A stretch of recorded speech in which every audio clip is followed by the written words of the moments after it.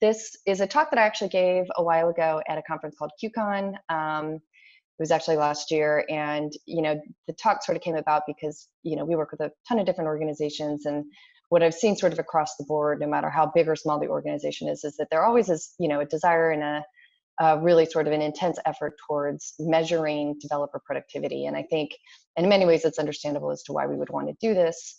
But one of the things that I have seen happen is that when you do measure to if you try to fine tune the measurements, you actually end up oftentimes putting yourself in a place where by focusing on that measurement, you actually get outcomes that are sort of against what you actually might want to get. So by focusing on productivity, you actually become less efficient because people tend to focus on the measurements as opposed to focusing on the outcomes that actually matter for the project and for the business. So I'm going to share a little bit about sort of my thinking behind it, some examples of projects, and really also look to kind of different types of organizations, honestly, throughout history, and how they have looked at really putting in place better cultures and better incentive structures in order to get better outcomes for the teams, which lends itself directly to efficiency and productivity. So very quickly, I'll give a little bit about myself.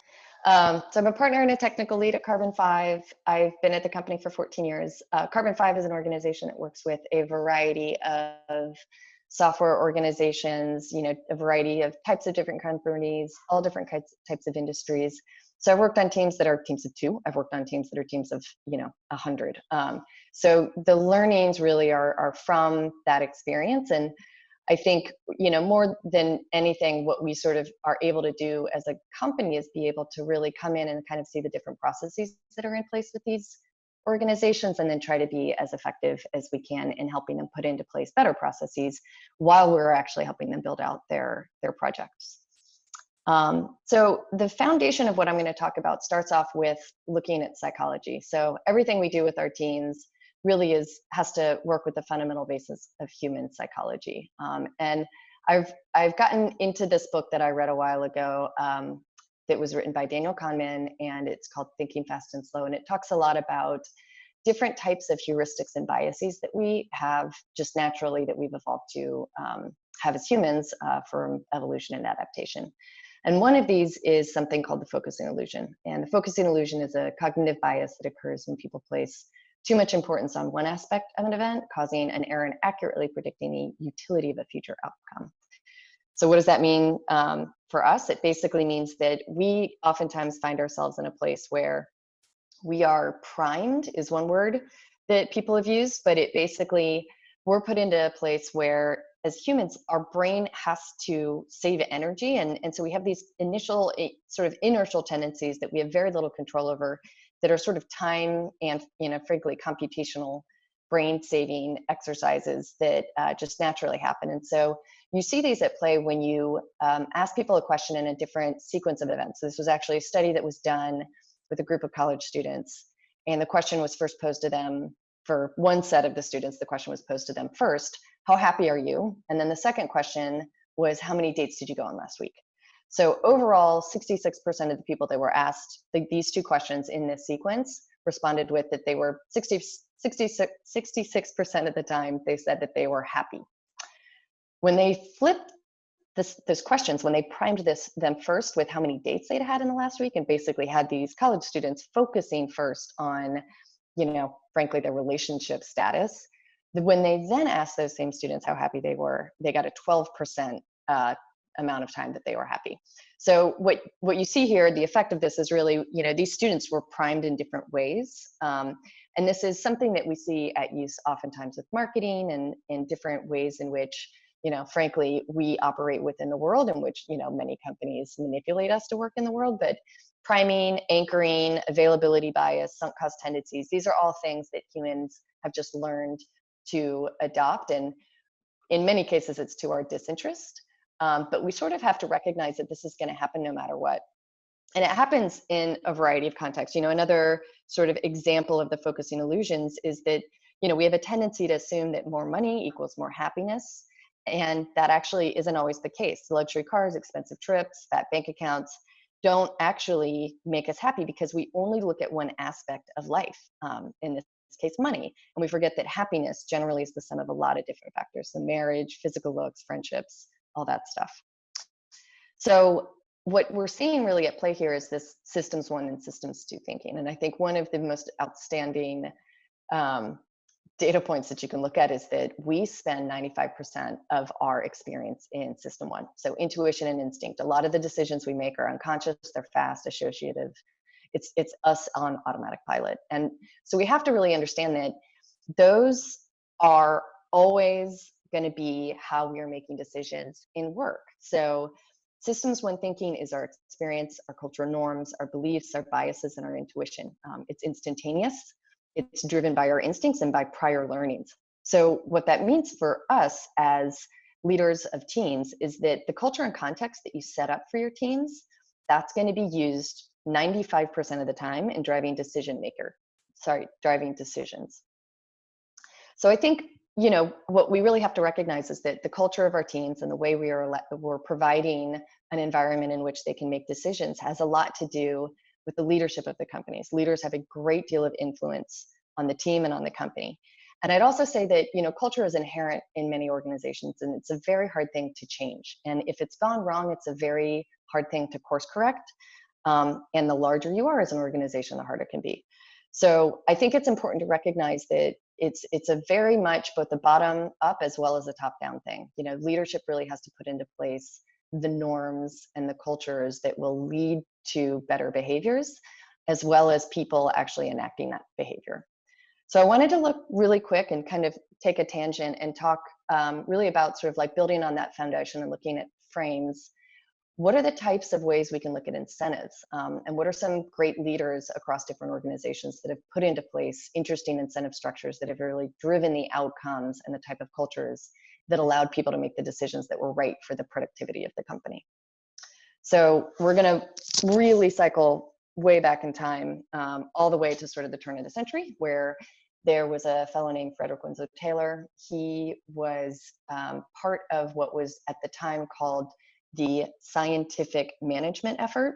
So Taylor did many things that I think were, you know, monumental at their time, and definitely moved factory work, which really was producing, you know, cogs for machinery, forward. So he brought to bear things like standardization and they called them speed and feed slide rules, but basically just ways in which to measure activities that happened across these very complex factories and finding efficiencies within that. He also influenced a lot of people that did some great work for factories. Some of those individuals were Frank and Lillian Gilbreth. They were originally sort of looking at time and motion studies. So they were looking at people that had to do this very repetitive work and figuring out ways to make those efforts more efficient. And they actually were credited with coming up with the term ergonomics. So a lot of the chairs that we are used to sitting in when we were all in our offices, that ergonomic tendency to sort of think through better working conditions, the originators of that were Frank and Lillian. Gantt charts, I'm sure we're all both aware and probably have had experience with Gantt charts. And then he also did research into wage incentives, but really kind of all the work that he did was the precursors to many of the terms that we are familiar with today. So Fordism, Lean, and Agile. So those are some of the good things that came up with, but there was a lot of bad that came out of Taylorism.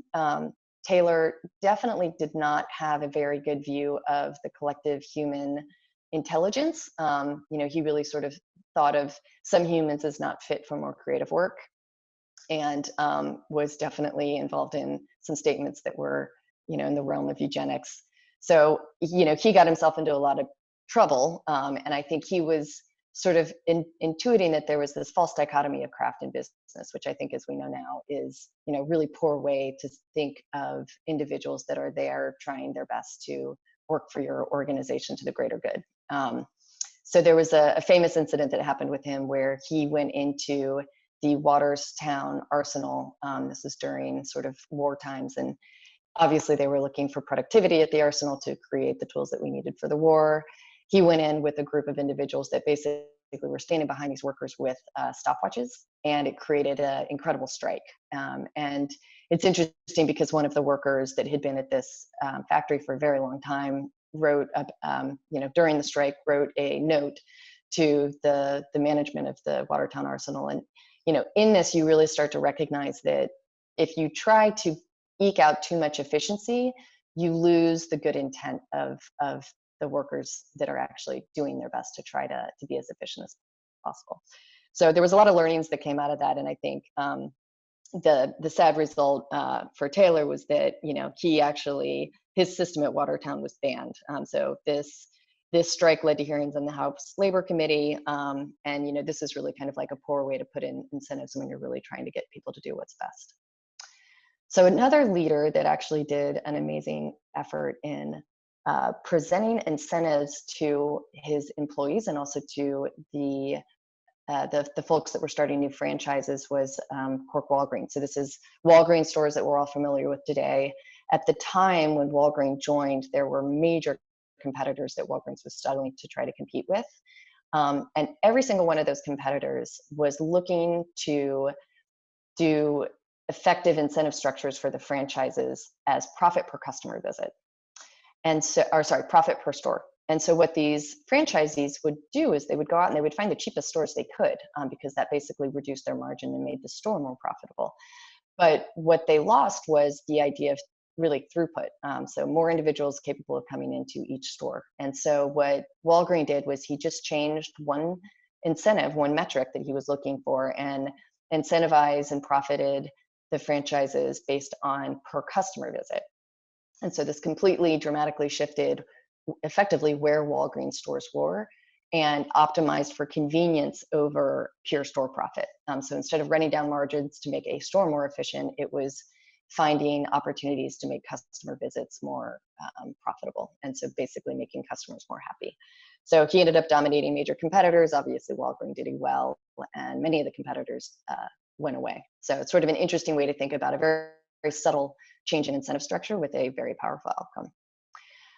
On the negative side, I'm not sure if any of you are familiar with Wells Fargo, but there was all sorts of poor incentives put into place between January 2011 and July 2015. So this was their quote unquote great initiative that completely just killed Walgreens in general.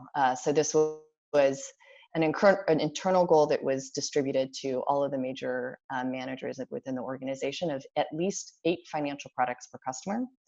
Basically what this ended up doing was just the district managers drove their sales team like crazy, and the sales team basically just started to turn a blind eye when they were putting into place poor and unethical products to sell to customers. So as we all know, this resulted in a ton of false accounts and fraudulent fees, which Wells Fargo is still to this day paying off. The sad reality of this is that the executives weren't the ones that suffered as much as the employees. 5,300 employees were fired during this. So bad example. Good example is Indra Nooyi. She is the CEO of PepsiCo. She really turned the company around, and basically she did it by creating a mission that everyone could get aligned around, and incentivized everyone to focus on making healthier foods and protecting the planet. Not only did it help PepsiCo, there's these notable initiatives that were created by the employees ground up to create net zero potato chip plants in areas where they found opportunities to actually get their energy to zero.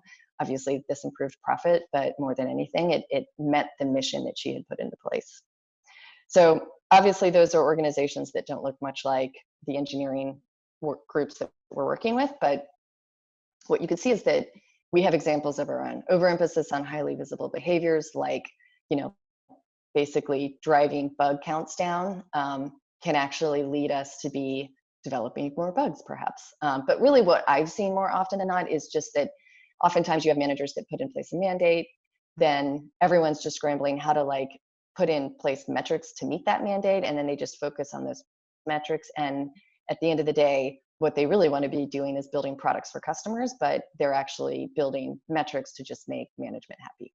So I want to kind of move on to talking to how to build out that frame and sort of structure culture in a way, and sort of what are some of the activities that you can take on with teams to think through, more of that interchange of value. The reality is we're not all capable of just looking at efficiency with a fine tooth comb. We are all involved in very creative work. Developing software is a very creative endeavor. Putting working features out in front of customers is a very creative endeavor. So really just understanding how you can put in place the type of really information and understandings for a team so that they can make the decisions real time that are going to be the best outcomes for the product and for the company and for the efficiency of the organization. So one of the things that's interesting to look at is this idea of ownership. I've seen some companies do a fantastic job of this, where the engineers themselves have the access to the information that they need. They have the tools that they need. They have, you know, the DevOps experience to be able to push stuff to production for customers. They know when what they have produced is valuable or not. And these groups, when they have all of those things in place, develop really high levels of ownership, and they're able to move very quickly because they can make decisions based on that. So it's sort of this adage that, you know, renters don't take pride in their homes, only homeowners do. And it's interesting to try to think, you know, how do you get from a place where people don't take ownership in the work that they are doing and in the code that they're writing to a place where they do? And I think one of the things we can look at is really just recognizing that there's a couple things that we put into place, really even in market economies, that allow us to establish a dynamic where work that an individual is doing has real or perceived value and it's meeting a specific demand. And the things that make our market economies work are things like ownership, no need to get permission from a higher power to do a thing, safety, there's a certain amount of protections for someone that's actually making a decision, and then free access to information. So I'm going to sort of step through each of these and relate them to work on software teams. But the first one is really this idea of ownership. And ownership for us kind of has three facets. It's the very first one, which is code, and then I'll dive into the next two, which is really motive of self-interest and then freedom of decision. But in terms of assets, there's definitely some strong feelings around the idea of ownership of code. You know, we sort of, Martin Fowler kind of sees this as sort of like a spectrum, if you will, starting from strong code ownership where one individual has ownership of that code, all the way to where every piece of code is collectively owned by everyone, which is much more like the open source software that we use and the open source projects. And I think that, you know, it's not that one is better than the other, but that each has very distinct benefits depending on the situation. So strong code ownership really is something that we all have grown to understand that is a very risky thing, right? If one person owns a piece of code and that person leaves the company, or, you know, something happens to them, they, you know, get sick, that strong code ownership is really going to limit the ability of the rest of the group to be able to work productively. So, you know, it is advisable to have strong code ownership only in limited situations. We oftentimes see that, you know, if someone's doing a code spike where we know that code is really theoretical in nature and probably is going to get evolved into the code base at a different stage. If it's a very specialized small module that's a small set of code that has someone's specific IP in it, you know, even then I would advise against it. Weak code ownership is something that is honestly probably the worst case. It's usually not intentional, and oftentimes weak code ownership can deteriorate into non-ownership and orphan code. And then collective code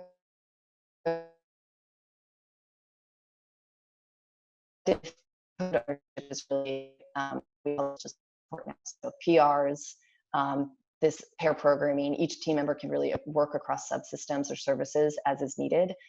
This really does allow for code to not get orphaned, for code drift to not happen, and for us to feel that anyone can jump in on a piece of code at any time. Obviously, there's constraints here. You know, there's not shared knowledge about certain types of code across the board. And I think to that point, there is sort of balancing act between collective code ownership and code quality. So if you have too many people, basically too many cooks in the kitchen on any individual piece of code, you can definitely deteriorate the code quality. So there is a balance to be had here. And there is some data that has been pulled based on a research project that was done where there were fewer files with bugs when there was a single contributor or a main contributor, even if other people were participating. So really someone that was there sort of almost as a overseer is very important to keep the code quality high. So the second thing to kind of dive into is this idea of self-interest. I think we all are looking for rewards, you know, no matter how we look at it. And you definitely see it in market economies, and you see it also on software teams. But the interesting thing on software teams is that that reward is oftentimes in the interest of reputation. So there's this really interesting idea around the Lackeesian proviso, which is do really what is good for you, but that doesn't take away from others. So, thinking about kind of the zero-sum game. But there's an interesting snippet that's from a wonderful read, if anyone has the time, called Homesteading the New Sphere. And by the way, I'll have resources at the end here, and people can get access to this. But in it, he talks about custom places, an obligation on the owner director of a code base, really, to credit contributors fairly through, for example, appropriate mentions in README or history files. In terms of the Lackean property model, this means that by contributing to a project, you earn part of its reputation return, positive or negative. So it's interesting how powerful that I actually have seen this. I think there's a lot of peer contributions and peer respect that you can get when you have multiple people contributing code, and really having an opportunity to provide shared information and respect across the board. It's a powerful motivator, actually. So then moving into the last one, freedom of decision. Really, freedom of decision comes when you have access to information. And so it's really important for people to have information across two axes. The first is really understanding the amount of control necessary for any individual effort based on the risk that might be incurred. So you can give increased agency if you have a ton of communication, if there is high risk. Meaning that if you have a very risky project that is going to go out, you are going to need an intense amount of information about what those risks are and the information to mitigate those risks. If you need a ton of control because the risk is high, but you know that there is a lot of unknowns out there and there's a lot of variance, then it's ideal to have more control and less agency. So really looking at each one of these quadrants, what you're trying to figure out is for what you're releasing to the wild, where does this code and where does this feature set and where does this business need fit?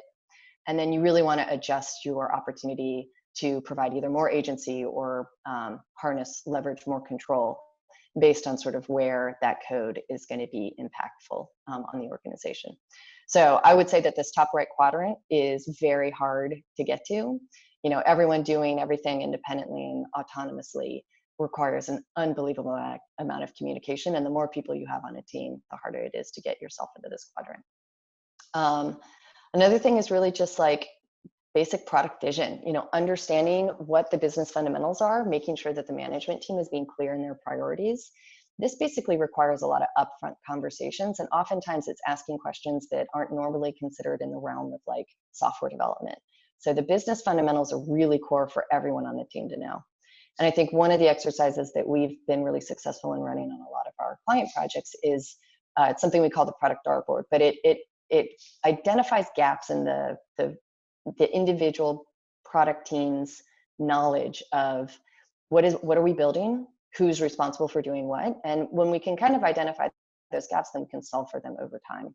But this allows us to know if we have a highly productive team that can actually solve for what we are building and make the real-time decisions. So it's a wonderful tool to run if you feel that there's sort of, if you can intrinsically feel that there are gaps on your team, this helps you kind of identify each individual's perception of where those gaps are. So then moving on to safety, this is probably one of the most important. I'm sure everyone's kind of aware of psychological safety, but this is something where you can only make decisions if you feel that you are protected in making them. And you are going to be reluctant to move things forward quickly if you feel that you are going to be punished for doing so in some way, shape, or form. So I think one of the things that we've done on various projects recently is this idea of putting together first principles or working agreements early on in the project. And it's easy to sort of throw up a bunch of words up on a wall and point to them and tell everyone to operate them. But I think it's the first principles really need to be able to, they need to have each of these bullet points in them. So I think a lot of words that you see sort of posted in workspaces oftentimes feel like they are missing out on one of these. And so I'd encourage you, if you do have principles that you have already put together, to make sure that they measure appropriately against these. And then finally, I think it's even more important, and I am happy to see more and more organizations, and we definitely help our companies out with this. You need to be putting into place those developer experience tools. So really proactively looking at frictions that the team has to be able to quickly and easily deploy code, and more importantly, being able to pull code back. So if something's released and it is not going well, ensuring that the impact of that isn't a large blast radius. So these are all things to really ensure that are in place at your organization so that you know that you've given your teams the protection that they have, that they require in order to actually make decisions and push work forward. And then finally, I just wanted to dive into sort of information. This is the most important thing for us to be able to stop and make proactive system 2 decisions. So diving into information and making sure that the teams that are writing the code have access and that someone is available to answer the questions is incredibly important. And again, there's sort of data to support it. So this is a study that was done by Cockburn, and it was published a long time ago, actually, in the Agile Software Development. But it's interesting to see that a lot of this actually still holds through today. And we're in experience right now where video conversation is something that's happening more frequently because these other 2 aspects are harder for us to actually do in sort of the times of shelter in place. So I think one of the most interesting diagrams that I thought came out of that was the surveys that were done across teams. And what they found was that these were sort of the readings. Obviously, the higher the number here is, the more productive people felt this communication strategy was. So obviously, face-to-face and whiteboards were really high scoring. Overview diagrams are right up there. The interesting thing is, I love this part, the online chat. So within a team, online chat scores high. This is your slacking, if you will. With stakeholders, almost 0. So one of the things that we've recognized is oftentimes in software teams, you feel that there is a lack of agreement or communication or some misunderstanding between the team and stakeholders. A lot of the time, the thing that really unlocks that is overview documentation.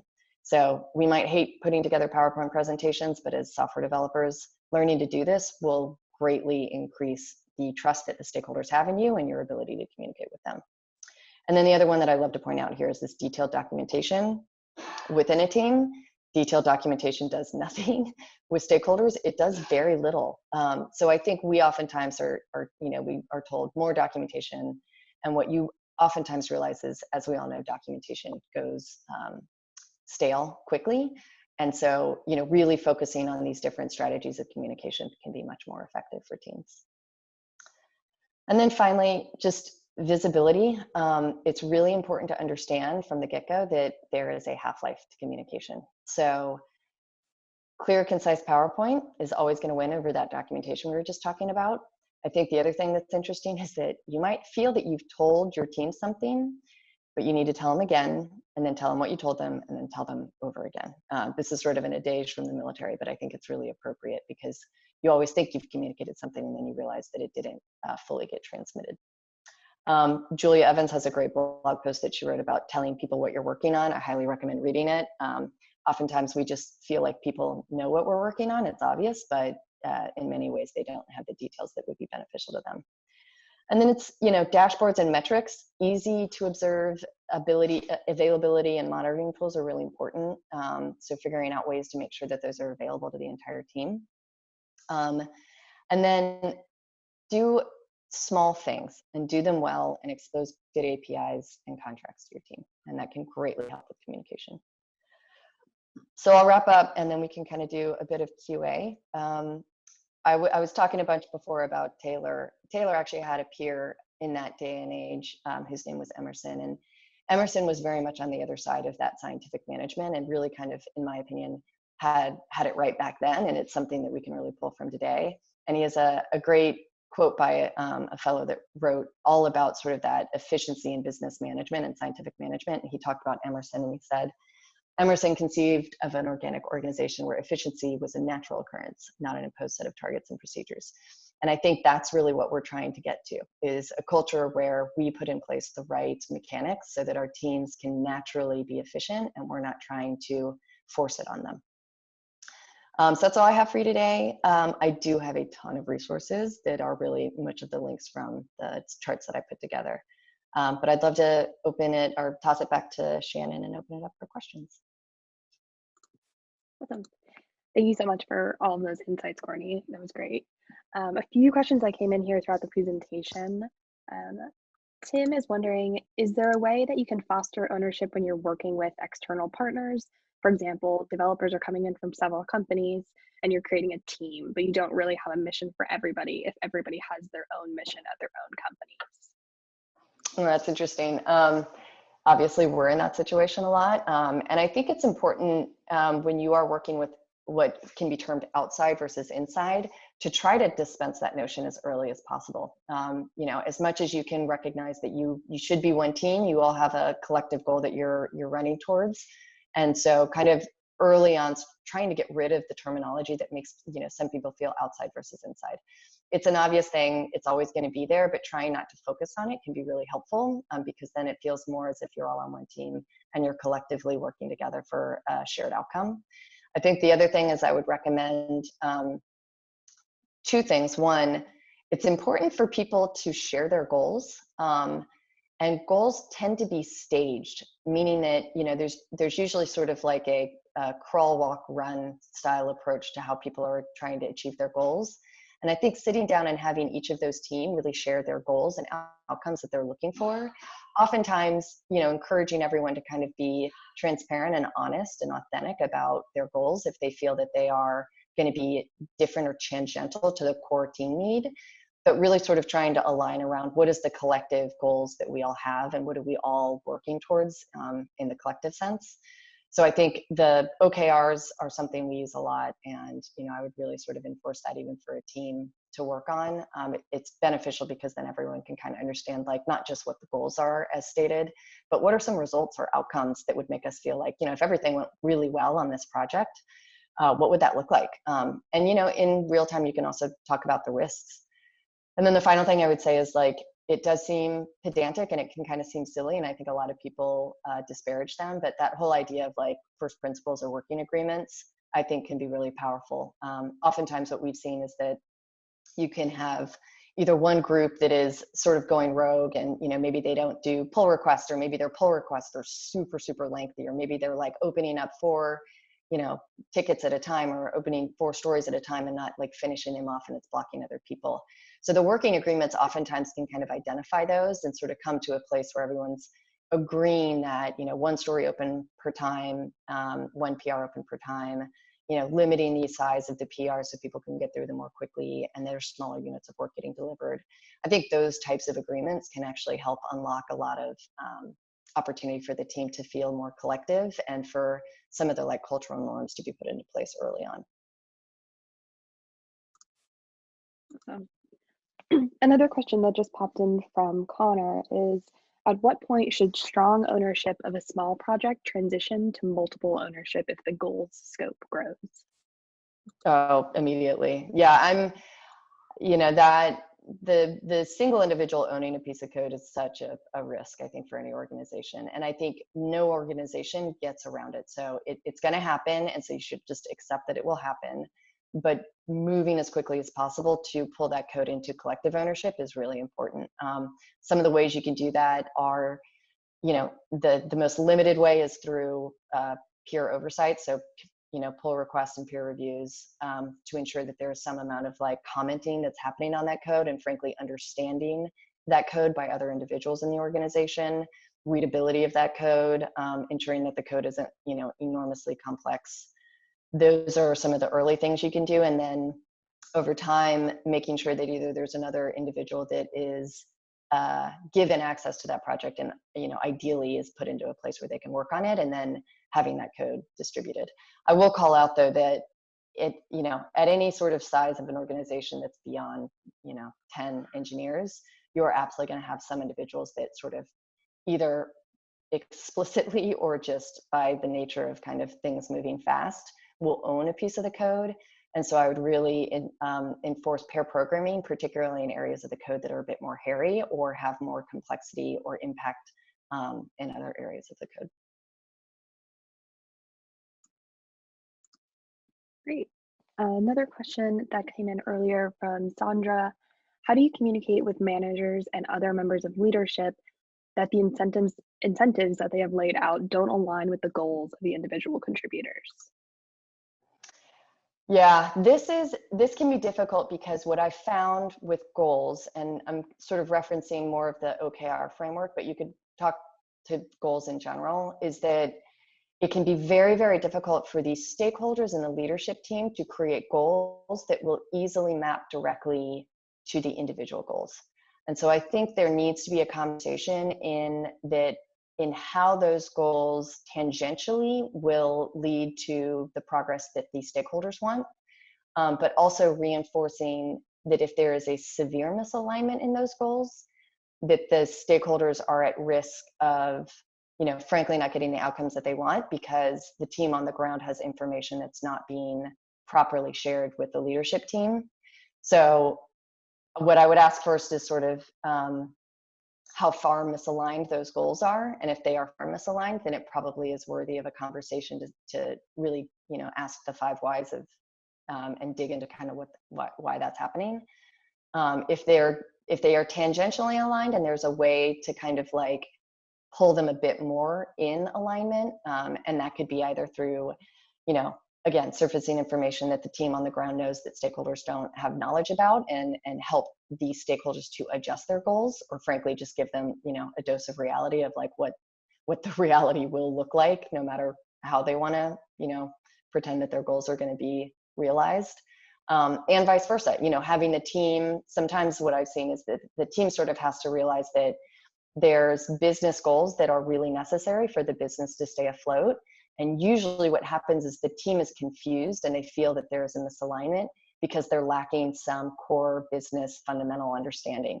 So I've seen this happen multiple times where, recently on a project, we were doing a huge refactor from a legacy front-end framework over to React and Redux. And what we found was that we were trying to kind of like put some tools into place across different areas of the code base and then give the teams those component tools. But we also found that there was a core need in one area of the code base that required us to refocus our efforts to that one area because there was a big risk of code drift if we had left it just partially done. So I think the team, when they were told to refocus, was a little jarred because they were like, well, our marching directives was for this one thing and you're telling us to do another.